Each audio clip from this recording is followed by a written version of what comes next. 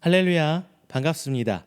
지난 한 주간도 하나님의 은혜 가운데 평안하셨습니까? 어떻게 지내셨나요? 지난주에 저희가 예배를 저희 이음교회 자체적으로 예배를 드리지 못했습니다. 저희 가정이 이제 아이들부터 시작해서 코로나가 싹 돌아가지고요. 지난주에는 예배를 이렇게 이음께 자체적으로 드리지 못했습니다. 기다리셨던 분들에게는 너무나 죄송하고, 또한 하나님 앞에 사역하는 자로서 피치 못하게 예배 드리지 못함에 대해서 하나님 앞에 너무 죄송스러운 건 사실입니다. 그런데 제가 몸이 다 회복된 줄 알았어요. 그랬던데 다 회복된 건 아닌가 봐요. 뭐 찬양하면서 갑자기 식은땀이 주룩주룩 흘러가지고 혹시 보이시는지는 모르겠네요. 옷이 땀으로 다 젖었어요. 혹여나 제가 예배 중에 기침을 한다든가 깜짝 놀랄 이게 소리가 나더라도 이해해 주시기를 부탁드립니다. 아, 아직 다 회복된 건 아닌 것 같습니다. 지난주가 우리 부활절이었습니다. 부활절.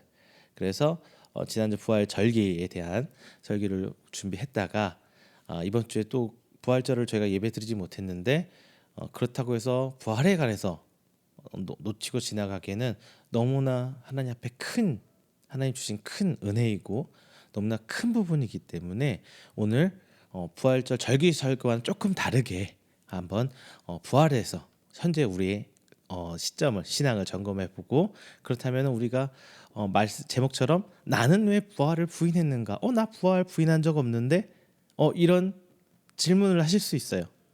하지만 한 가지씩 보면서 내가 진짜 하나님을 부활을 믿었었던가 한번 신앙을 점검해 보시고요. 그리고 내 신앙을 말씀 가운데 비춰보면서 그래, 부활이 있어야, 그리고 부활을 믿고 부활이 내 안에서 진리가 되어야 내게도 부활이 있고 하나님 앞에 구원받을 수 있구나 라는 우리의 신앙을 짚어보시면서 오늘 시간 말씀 가운데 함께 은혜 나눠보도록 하겠습니다.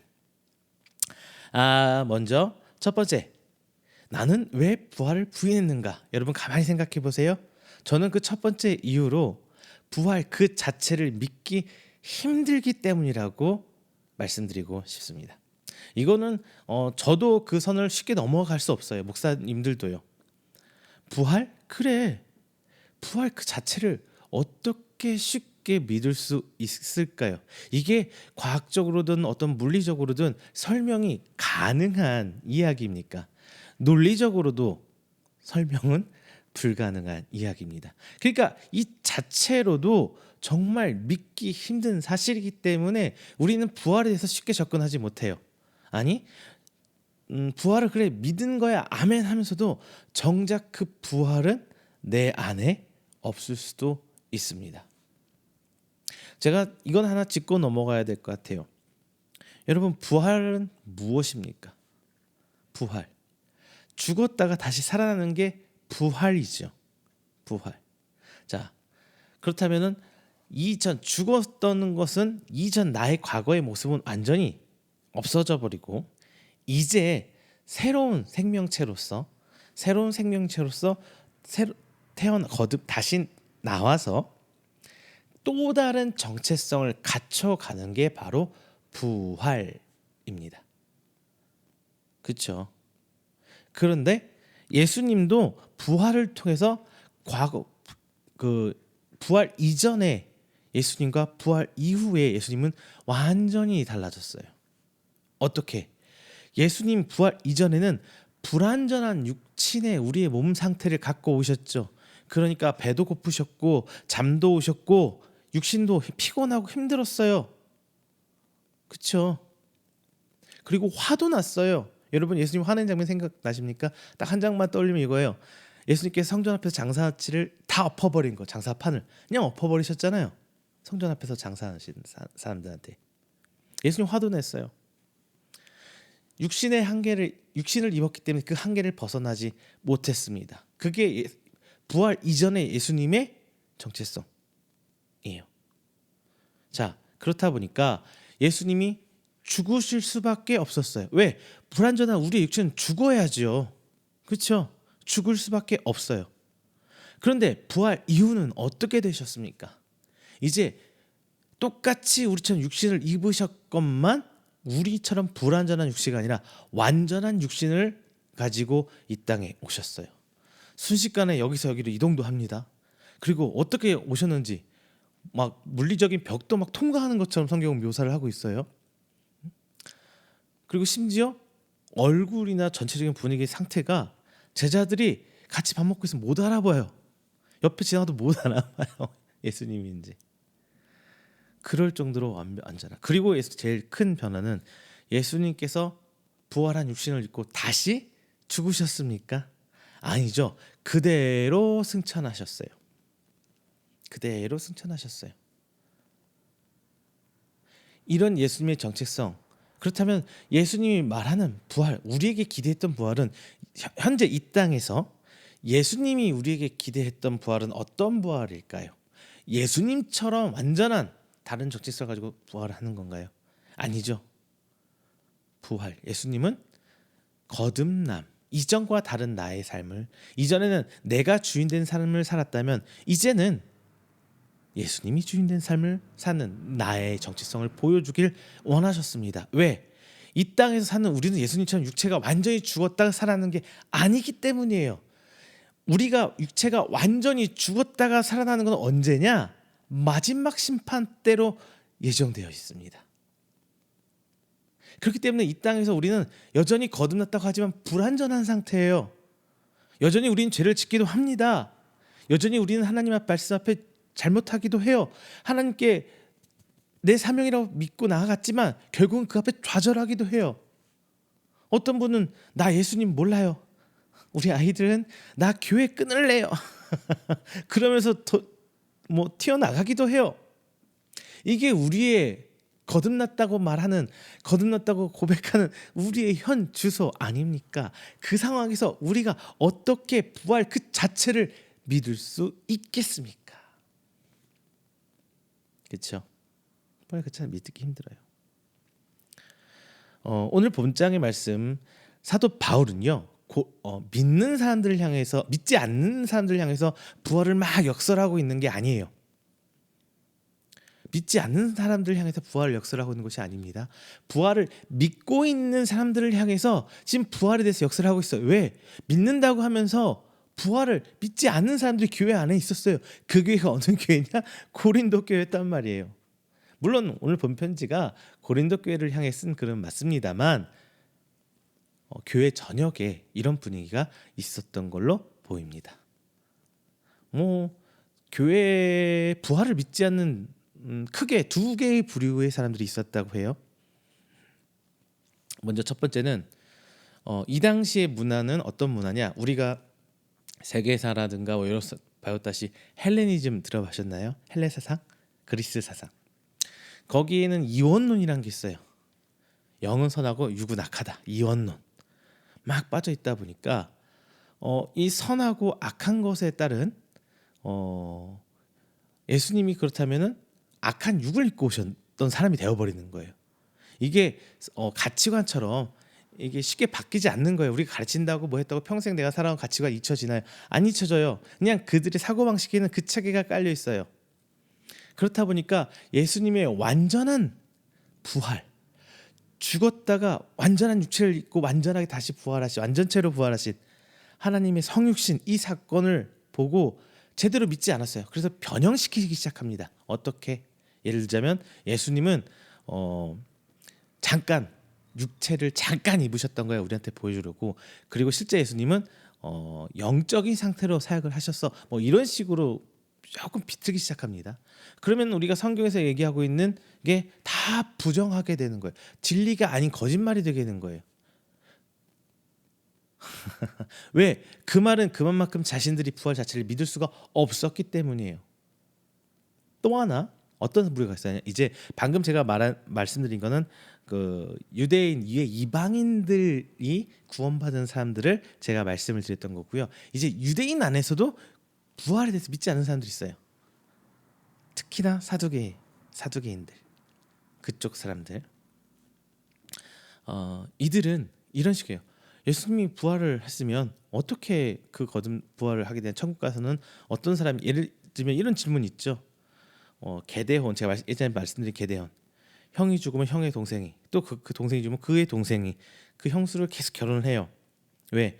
그렇게 함으로써 그 자기 가족의 자손들, 그 형의 자녀들과 그 형수가 살 수 있는 그 배경을 만들기 위해서 그런 풍습이 만들어졌는데, 그러면은 천국 가면은 이들인 누구의 이 여인은 누구의 아내입니까? 이런 식으로 예수님을 공격하기도 해요.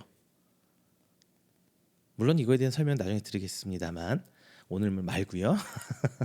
자, 이렇게 공격하기도 해요. 즉 부활 자체는 없는 거야 라는 유대 쪽 사람들이 주장합니다. 단순히 그 말이 부활은 없다고 생각하는 그들의 주장에 대해서 문제가 아니라 그 저면에 깔고 있는 사상들이 많았어요.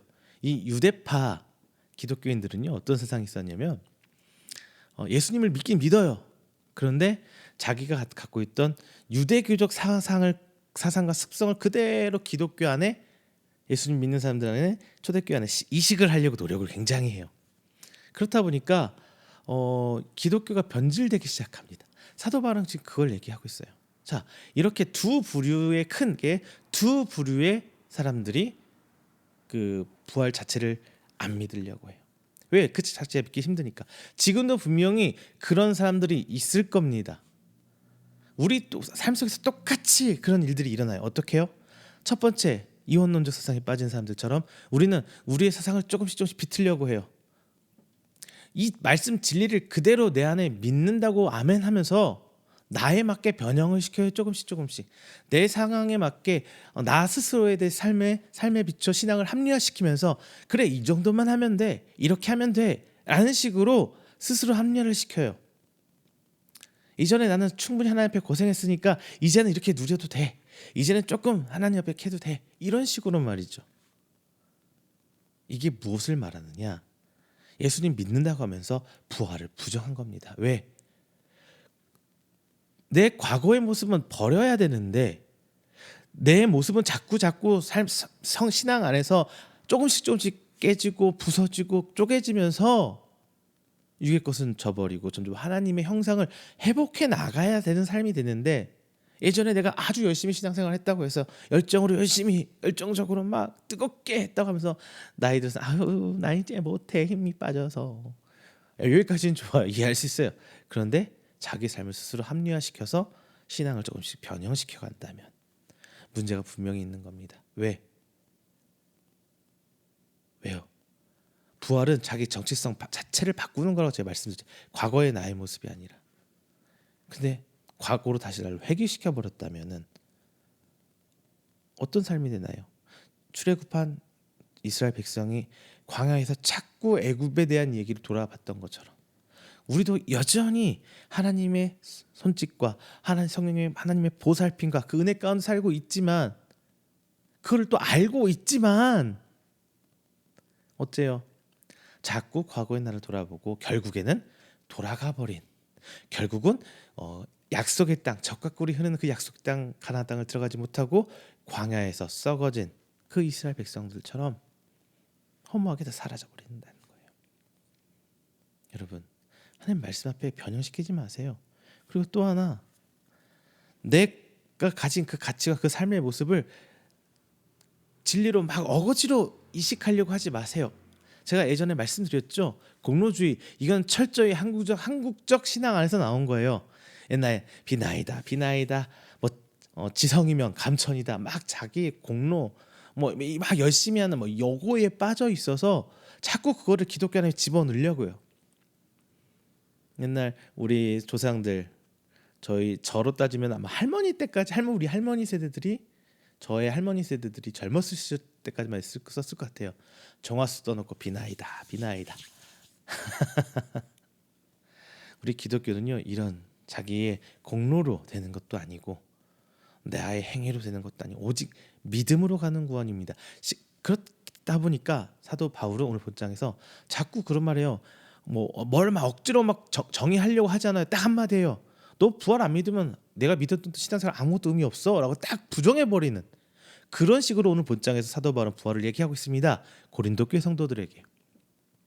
여러분도 마찬가지예요.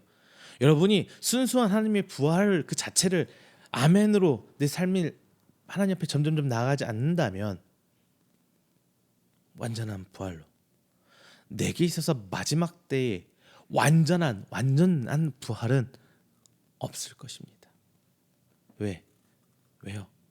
최종 목적지에 갔을 때 우리 신앙은 검증받는 거지 중간에서 검증 끝내고 마지막까지 가는 게 아니라는 거예요. 이게 구원파의 주장이거든요. 나는 이미 구원 받았으니까 아무렇게나 살아도 돼. 혹여나 여러분 그런 식의 사고방식은 그런 식의 신앙생활은 하지 않으시길 부탁드립니다. 그런 신앙을 하지 마세요. 자, 이렇듯이 부활 자체를 믿기 힘들었기 때문에 지금 우리 삶도 부활 자체를 믿기 힘들기 때문에 지금 내 신앙이 이렇게 되고 있는 것 아닐까 싶습니다. 두 번째는요. 진리에 대한 믿음보다 내가 하는 지식에 대한 더 확신이 컸기 때문이에요. 자, 여러분, 진리란 무엇입니까? 진리란 무엇이에요? 진리란 어떤 일이 있어도 어떤 경우에도 변치 않는 게 진리입니다. 예를 들자면 동쪽에 해가 떠서 서쪽에 해가 지는 것, 이건 진리예요. 어떤 일이 있어도 변하지 않아요. 그렇죠. 그런데 예외가 있으면 진리라고 하지 않습니다. 예외가 있으면 하나님 말씀은 진리래요. 그런데 이 진리라는 게 너무나 믿기 힘들 때가 많아요. 그 가장 큰 예가 바로 부활이지요. 어떻게 믿습니까? 죽었던 분이 사셨어요. 그리고 동해 본 적 서해 본 적 우리식으로 따지면 홍길동처럼 나타나고 제자들에게 보이십니다. 내 손에 못자국 난 내 손을 만져라. 창 찔린 내 옆구리를 네 손에 넣어봐라. 토마에게 그러시잖아요. 그럼에도 불구하고 그들은 의심합니다. 왜? 좀처럼 믿을 수가 없었기 때문이에요. 가장 큰 이유가 뭐냐?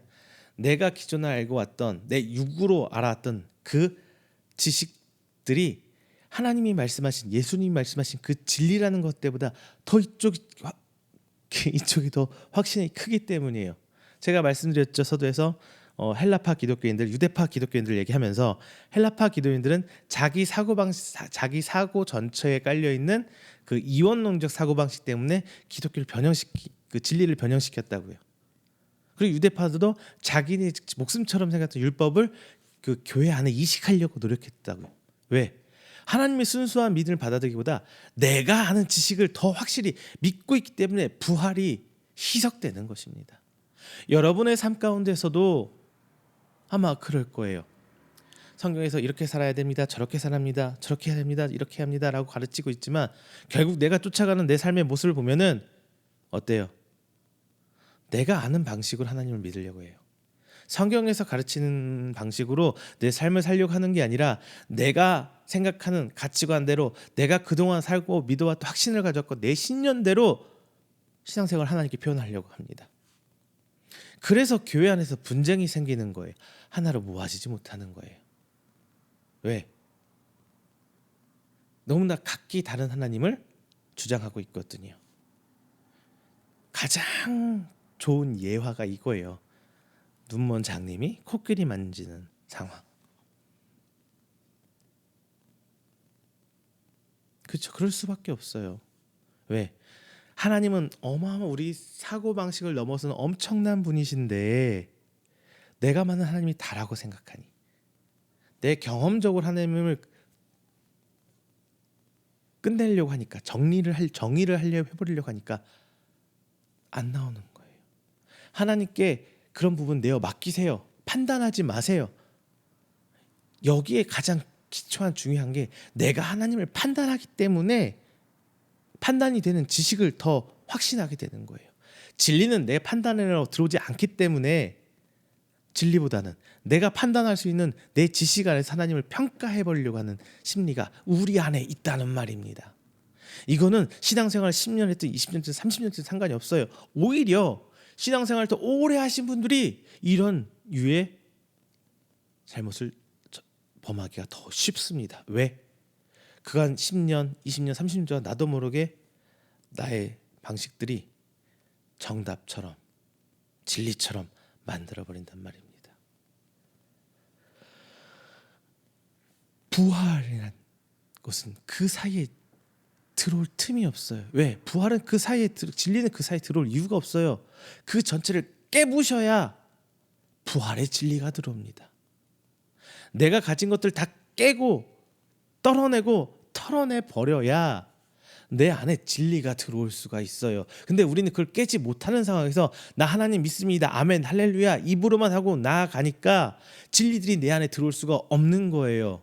부활은 내 의지대로 하는 게 아니라 하나님께서 전적으로 주신 것입니다. 성경에서 마치 뭐 이렇게 말하죠. 성령 충만함을 받으라. 내 의지대로 성령 충만함을 받을 수 있는 것처럼 얘기해요. 절대 아니에요. 성령 충만함 그리고 거듭남 이거는 내가 거듭나야지 이렇게 살면 거듭나는 거야. 아닙니다. 하나님께서 전적으로 주시는 거예요. 내 어떤 공로로 내 의지로 부활할 수도 없고요. 거듭날 수도 없고요. 변할 수도 없어요. 전적으로 하나님께서 삼위 하나님께서 하시는 일입니다. 내게 주신 은혜이고 선물인 거예요. 내가 어찌 하려고 합니까? 아니에요. 다만 받아야 된다는 그 상태에 대해서 말하고 있는 거예요. 거듭나야 된다. 그런데 하나님께서 여러분 다 손을 내미셨어요. 우리에게. 내 뜻대로 안 되는데 어떻게 해야 돼요? 그럼요. 할 거 없어요. 이미 하나님께서 다 우리에게 손 내밀어 주셨어요. 우리는 그 손만 잡으면 되거든요. 이미 말씀을 통해서 혹은 여러분이 체험한 하나님의 은혜를 통해서 이미 손 다 내밀어 주시고 여러분 선택하시고 불러주셨습니다. 거듭나라고 마지막 때의 부활을 심판을 피해서 부활을 받으라고 우리를 가엾게 여기시고 우리를 긍휼히 여기셔서 이미 은혜를 베푸셨어요. 예수 그리스도를 통해서. 우리는 이것만 하지 않으면 돼요. 뭐냐? 진리보다 내가 아는 지식을 앞세우지만 않으면 돼요. 그러면은 내 안의 진리는 무럭무럭 성장합니다. 하나님께서 물도 주시고요. 거른도 주시고요. 하나님께서 다 해주시는 거예요. 그런데 이 하나님의 일하심을 믿질 않아요. 자꾸 내가 아는 지식으로 내가 경험적으로 체험한 것들로 자꾸 그것으로 신앙을 억지로 키우려고 해요. 근데 신앙은 믿음은 하나님께서 키우시는 게 내가 키우는 게 아니잖아요. 그러니까 자꾸 눌려요. 내 의지가 커지니까. 맞잖아요, 여러분.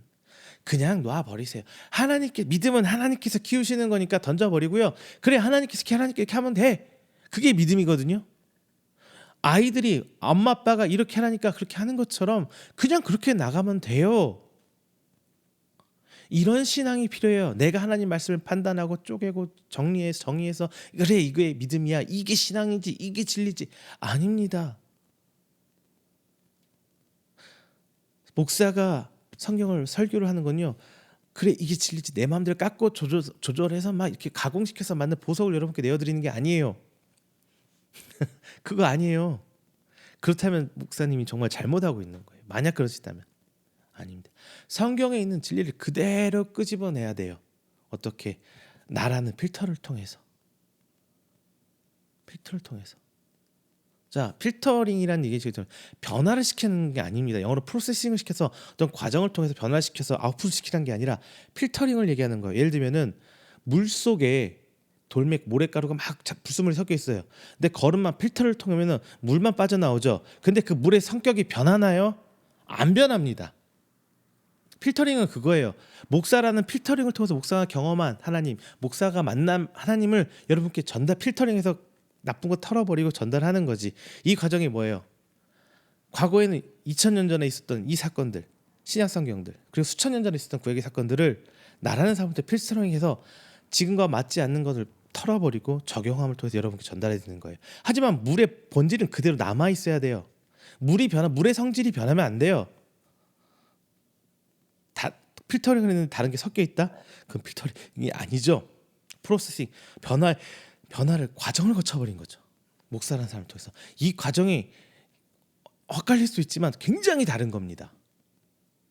여러분도 똑같아요. 이 전달된 이 말씀을 내 삶으로 녹여낼 때 필터링은 될 수 있어요. 다 들어가서 통과할 수는 없어요. 왜? 우리가 그걸 다 소화할 수 없으니까. 하지만 변형을 시키면 안 돼요. 진리로 그대로 받아들여요. 그러기 위해서는 어떻게 해야 되느냐? 내 생각 버려야 돼요. 내 생각. 오늘 말씀 이렇게 말합니다. 그리스도께서 죽은 자 가운데서 다시 살아나셨다 전파되었거늘 12절 말씀입니다. 너희 중에서 어떤 사람들은 어찌하여 죽은 자 가운데서 부활이 없나 하느냐. 부활이란 걸 전했잖아요. 그럼 그냥 믿으면 돼요. 그걸 증명할 필요도 없고요. 어떻게 논리적으로 논증적으로 접근할 필요도 없습니다. 예수님께서 부활했어요. 그리고 부활의 그 증인들이 그대로 있습니다. 예수님 묻힌 그 굴속에서 확인한 여인들도 있고요. 제자들도 직접 확인했고요. 예수님을 따르던 그 외에 많은 사람들도 예수님을 봤습니다.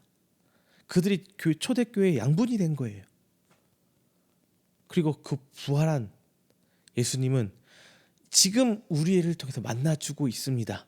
여러분의 신앙, 여러분의 변화의 과정들, 첫 번째 만남, 첫사랑을 생각해 보세요. 그게 사람이 할 수 있는 거야? 내 의지가 할 수 있는 건가요? 아니죠. 예수님, 그 살아계신 예수님, 수천 년 전에 이미 죽고 썩어져 없어 육신을 입었어야 할 것만 그 예수님은 썩어서 죽어지지 아니고 지금도 우리와 만나 주신다고 하면 지금 내가 부활의 예수님이 증인된 상태가 된 거예요. 사도 바울은 본인도 그렇게 얘기를 하고 있고요. 그 예수님 만났다는 것 자체가 내가 부활의 증인이 된 거예요. 그런데 우리는 여전히 광야 가운데서 불기둥 구름기둥 만나와 메추라기를 먹으면서 어째요? 하나님을 믿지 못하는 불순종했던 출애굽하는 이스라엘 백성처럼 그 부활의 예수님 만나 보고도 우리는 부활을 믿지 못합니다. 자꾸 내 방식대로 생각하려고 해요. 판단하려고 해요. 버려놓으세요. 내려놓으세요. 자, 마지막 세 번째는요. 부활을 믿으면 잃을 게 너무 많아서예요. 부활을 믿으면 잃을 게 너무 많아요. 그렇기 때문에 부활이 두렵습니다. 이게 무슨 말이냐? 여러분 아실 거예요. 이스라엘 백성도 부활을 믿으면 자기 이전의 삶 전체를 부정해야 돼요. 헬라파 기독교인들 자기 가치관 다 던져버려야 돼요. 이혼론적 사고방식 다 이게 근데 빼는 게 진짜 힘들거든요. 쉽게 안 빠져요. 우리 신앙의 선배들 보면요, 그들 예수님 100년 전에 예수님 처음 복음이 전파되고 이 땅에 왔을 때 정말 희한하게 예수님을 믿어요. 희한하게. 뭐 물론 이게 잘됐다 못했다를 하는 게 아니라 우리가 믿는 이게 하나님 믿는 방식이야라고 우리 방식대로 예수님 믿어요. 선교사들이 그 모습들이 신기했던 거예요. 뭐 여러 가지 사례가 있습니다만 제가 일일이 거하면은 또 시험 드시는 분들이 있기 때문에 거론하진 않을게요. 다만 이상한 모습을 서양에서 건너온 선교사들이 볼 때 얘네 뭐지? 라고 생각할 정도로 이상한 모습으로 신앙생활 할 때가 정말 많았어요. 그랬어요. 그냥 그렇게 알고 계시면 돼요. 근데 중요한 거는 하나님이 그걸 받아주시고 역사하셨다는 거예요. 다만 하나님이 처음에 어린아이와 같은 신앙, 단단한 걸 씹지 못하고 부드러운 것만 먹을 수 있는 상태의 그 어린아이들은 그걸 용납해 주세요. 그런데 그가 자라 성인이 됐는데 여전히 하나님 앞에 성인이 되고 자라나서 하나님께서 성장하길 받는데 이제는 맺는 열매를 수확을 원하시는 하나님께서 여전히 입만 무성한 상태의 우리를 본다면은 실망하시는 거예요. 지금 우리는 이제 과거처럼 우리 마음대로 믿으면 안 돼요. 이미 그 시기는 넘어갔어요. 성경에서 말하는 하나님의 그 본질을 찾아서 그 말씀 순수한 말씀드렸죠. 필터링 되면서 변질되지 않는 그 순수한 진리를 믿어야 되는데 우리는 과거의 것을 버리기 힘들기 때문에 버리고 싶지 않기 때문에 어떻게 돼요? 부활하지 못하는 경우가 많아요. 자, 예를 들면 저희 어머니가 지금 이 말씀 같이 보고 은혜 예배 드리고 계실 텐데요. 자꾸 저희 어머니 얘기를 합니다. 다른 사람 예를 들을 수가 없어서 그러다가 시험 드니까 저희 어머니가 저하고 예배 드리면서 신앙생활 같이 하시면서 네 말씀 왜 이렇게 어렵냐? 너무 어려워. 어떻게 해야 될지 모르겠어. 어려워. 제가 명확히 몇 번 찝어주세요. 그건 어려운 게 아니라 듣기가 싫은 거예요. 제가 어머니한테. 그건 어려운 게 아니에요. 말씀은 정말 쉬운데 내가 과거에 했던 거 그것 때문에 부딪히는 거예요. 라고 제가 말씀드렸어요. 우리 신앙에 나이 연세 좀 있으신 우리 신앙의 어르신들 분들 얘기 들으면 내가 70년 80년대 그렇게 신앙생활 그렇게 배워서 그렇게 신앙생활 해왔어요. 자, 좋다 이거. 그거를 탓하고 하나님 책망하시지는 않아요. 과거를. 근데 이제 올바른 진리를 알았다면 어떻게 돼요? 그게 아멘하고 그냥 바꿔가면 되는데 과거를 내 걸 툴툴 버리면 되는데 이 버려지지가 않아요. 오히려 그거에 부딪혀서 더 힘들고 더 어려워지고 그렇게 말하는 사람을 심지어 돌을 던지려고도 해요. 교계에서는요. 이제 목사님들이나 신학계에서는 보수적이라는 이름 아래 과거에 좀 잘못된 신앙적 관습을 막 하면 돌을 던져요. 그 역사적으로 대표적인 예가 뭐냐? 신구교의 종교 전쟁. 엄청나게 많은 사람들이 죽었습니다. 여러분들 천주교에서는 일반 성도들이 포도주 마시나요? 못 마시나요? 못 마시죠. 근데 우리는 성찬식 때 포도주 마십니다. 그 포도주 한 잔을 그 소위 말하는 소수의 성직자들에서 일반 성도들이 마실 수 있는 이상학과 교기까지 수만 명이 죽었어요. 그 이념, 자기 믿는 이거는 신앙이 아니에요. 이념이에요. 그 전쟁을 위해서 수많은 사람들이 죽었어요. 새로 과거에 이랬대 내가 이렇게 했더니 이게 정답이야 끝이야라고 했는데 지금 여러분 지금 우리 카톨릭 쪽은 제약 지금 우리는 당연하게 받아들이잖아요. 이것을 변화했는데 근데 우리 신앙의 선배들 이 변화를 맞이하기 위해서 정말 많은 분들이 목숨을 잃으셨어요. 전쟁을 통해서. 그게 바로 신앙인데 나는 아니야 나 그런 적 없어라고 말하는데 여러분 분명히 삶 속에서 이런 부분이 있을 거예요. 내 거 놓기 싫은 거예요. 근데 이게 단순히 오늘의 문제냐? 아니란 거예요. 내 신앙생활 속에 버리고 깎아내리는 습관이 전혀 돼 있지 않은 우리 기독교인들이 너무나 많아요. 내가 잘못된 거 아니면 버려야죠. 내가 하나님 앞에 잘못된 욕심이란 거 회개하고 덜어내야죠. 그런데 우리의 회개는 너무나 보이는 쪽으로만 치중되어 있어요. 누구를 미워했어요 하나님? 내가 누구한테 거짓말했어요? 내가 누구 아들을 때렸어요? 뭐 했어요? 나 행위적인 혹은 마음이 어떤 딱 틀에 갇힌 프레임에 갇힌 상태의 것들로만 회개가 좀 집중돼 있어요. 실제로 하나님 앞에 내 삶, 내 생각, 내 가치관에 대한 회개는 많이 없어요. 정말 그게 더 힘들거든요. 우리는 그걸 잃는 게 싫어서 부활을 거부하고 있어요. 그냥 대표적인 예 하나 들을게요. 제일 쉬운 예 뭐냐? 여러분 다 부자 되고 싶죠? 저도 부자 되고 싶어요. 저도 돈 많이 벌고 싶어요. 좋은 차 타고 싶고요. 우리 애들한테 좋은 걸 먹이고 싶고요. 우리 사모랑 좋은 데 가서 시간 좋게 보내고 싶어요. 저도 사람인지 그러고 싶지 않겠어요? 저도 당연하죠. 제가 수도승이 아니잖아요. 그런데 말이죠. 그걸 부여잡고 안고 있으면 사역 못해요. 왜? 사역해서 돈 벌 수 있나요? 뭐 큰 교회 목사님들 얘기하시는 분들도 있는데 그건 좀 부차적인 문제고요. 중요한 거는 사역에 대해서 뭔가 대가를 받는다면은 그거는 사역이 아니라 일이에요. 감사해서 주는 내 생계를 위해서 최소한을 배주는 게 성경에서 얘기하는 사례예요. 사례. 막 우리 하나님 사역하시는 분들은 부자로 살 수 없어요. 제사장들 부자로 살면 우리 머릿속에 딱 어떤 게 떠올라요? 부정부패가 떠오르죠. 과거에 성경에서 제사장들 잘 먹고 잘 사는 제사장들이 시끌시끌 나오고 어떤 사람들 신학 옛날에 카톨릭에서도 많이 로빈 훗이라든가 뭐 이런 소설이나 영화 같은 거 보면은 부자로 사는 성직자들 보면 다 뭐예요? 부정부패로 연결돼 있죠. 여러분 내재 깔려져 있잖아 속에. 근데 저도 그런데 하여튼 그걸 넘어설 수 없는데 여튼 그 욕심들 당연히 있습니다.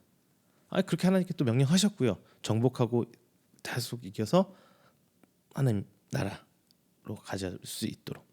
근데 중요한 건 그게 그 자체가 죄는 아니건만 그것을 쫓아가다 보면 죄로 가게 되는 게 우리 인간입니다. 하나님은 이제 안 보여요. 내가 이루고자 하는 그 어느 정도의 쌓여가는 내 창고에 그리고 늘어남아가는 내 통장의 잔고에 훌쩍 넘어가 버려요. 그리고 하나님은 그것을 위한 수단과 도구가 되어버린 때가 너무나 많습니다. 이거는 오늘의 얘기가 아니라 수천 년 전 옛날부터 그런 일이 있었어요. 이스라엘 백성이 하나님과 이방신들 같이 섬길 수 있었던 이유가 하나님을 제대로 믿었다면서 못 섬겨요. 같이. 예, 추구하는 바가 다르거든요. 근데 대부분 많은 이스라엘 백성들이 가나안 민족들처럼 이방신들 믿고 부자처럼 잘 먹고 잘 살길 바랐어요. 하나님을 보고 잘 먹고 살길 바랐는데 하나님은 그런 하나님이 아니었잖아요. 그러다 보니까 하나님은 버릴 수도 없고 자꾸 이방신하고 같이 섬겨요. 두 신을. 그래서 하나님께 맨날 혼나잖아요.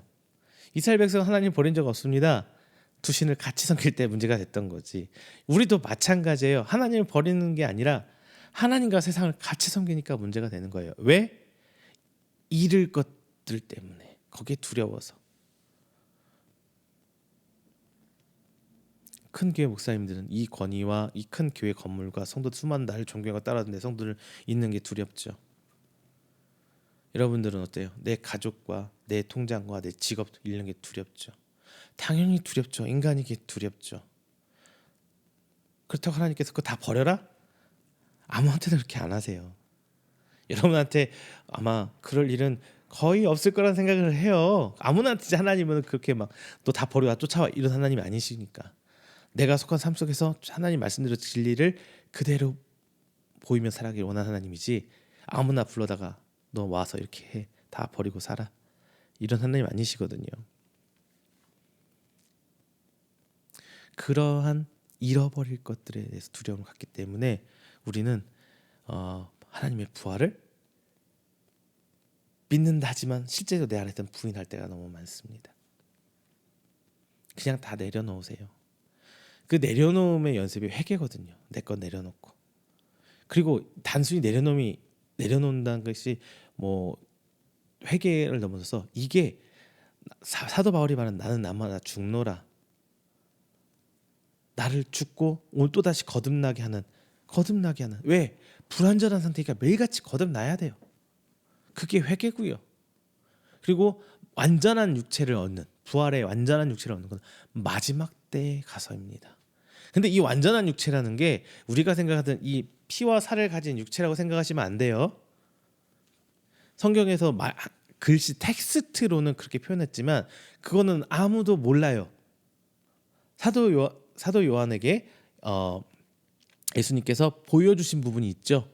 그게 비유적이든 어떻게 될지 모르겠지만 사도 요한은 환상으로 본 거지 그것을 직접적으로 부활을 체험한 사람은 이 지구상에 아무도 없습니다. 부활 직접적으로 체험하셨나요? 그 예수님처럼 완전한 부활 마지막 때 없죠. 아직 심판이 안 왔으니까 있으면 그게 이단이죠. 그 있으면 이단이에요. 확실히 아세요? 마지막 때가 안 왔으니까. 자 여러분,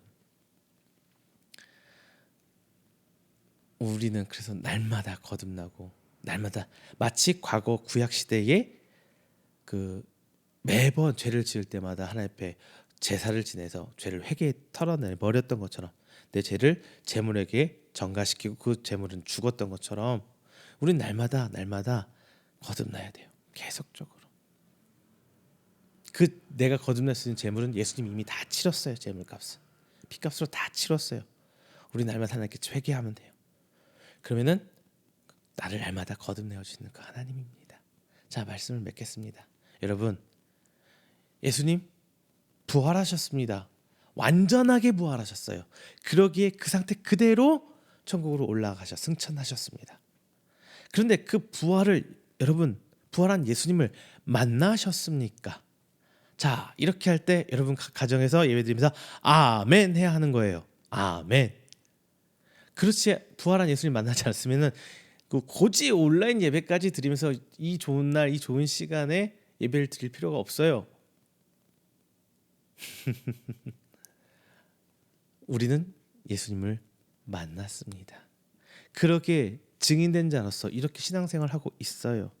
그런데 사도 바울이 말하는 이 고린도전서 15장의 말씀처럼 그 부활을 내가 믿지 않고 헬라파 기독교인 그리고 유대파 기독교인처럼 비록 개종하고 예수님 옆에 나왔다고 하지만 부활 그 자체를 믿기 싫어서 꼭 믿어지지 않아서 곧 진리보다는 내가 아는 것에 대한 확신이 더 크기 때문에 부활을 받아들이지 못하고 내가 잃을 것이 너무 많아서 받아들이지 못한 그 내 삶을 털어버리시고 마지막에 올 부활한 그 예수님, 그리고 부활한 예수님이 그 모습, 올라가신 그 모습 그대로 내려오시는 그 마지막 때를 오히려 기대하면서 살아가신 여러분 되시길 바랍니다. 오늘은 그 마지막 날을 위한 연습이에요. 그 오늘을 여러분 매번 사도 바울의 나는 날마다 죽노란 그 고백처럼 매일같이 죽어서 거듭나는 여러분의 삶이 되시길 부탁드립니다. 그 거듭남의 삶이 하나님의 은혜입니다. 그리고 그 은혜는 이미 약속된 은혜이고 우리는 내밀어진 그네를 손만 잡으면 그 가운데로 들어갈 수 있습니다. 여러분, 예수님의 그 부활로의 초대를 아멘하고 잡으시기를 축원드립니다. 그리고 마지막 때 심판날 이후에 좋은 곳에 가서 우리 함께 모여서 기쁨으로 하나님을 찬양하고 예배하는 우리 귀한 하나님의 성도들 되시기를 주님의 이름으로 축원드립니다. 다 함께 기도하겠습니다. 사랑 은혜가 충만하신 우리 주 하나님 아버지, 감사 영광 드립니다. 오늘 우리가 함께 하나님 앞에 예배드리면서 하나님을 찬양하면서 한 주일의 첫 시간을 드리면서 부활에 대해서 함께 말씀 나눴습니다. 오늘 이 시간 하나님께 회개합니다. 하나님, 내가 여전히 내 것을 털어내지 못하고 버리지 못하래서 그런 내 신앙 가운데 하나님 앞에 부활을 부인했던 오늘 이 시간 나의 모습을 회개합니다. 그리고 이제 다시 주님께서 내게 허락한 그 거듭남, 부활로 말미암아 새 옷을 입고 나아가겠습니다. 하나님, 이제 오는 한 주간 이 말씀 붙들고 변화된 나의 모습으로 살 수 있도록 주님 붙들어 주시옵소서. 내 육신은 약해서 자꾸 과거로 돌아가려고 하지만 베푸신 은혜로 말미암아 내가 이제는 조금은 내가 가진 것 털어내고 잘못된 내 생각들 버려내면서 오직 하나님 앞에 순수한 그 진리로 붙들림마다 나아가는 내 모습 가운데 주님 주신 기쁨과 희락을 누리는 이번 한 주간이 되도록 하나님 붙들어 주시옵소서. 이 모든 말씀 살아계신 예수 그리스도의 이름으로 축복하며 기도드립니다. 아멘.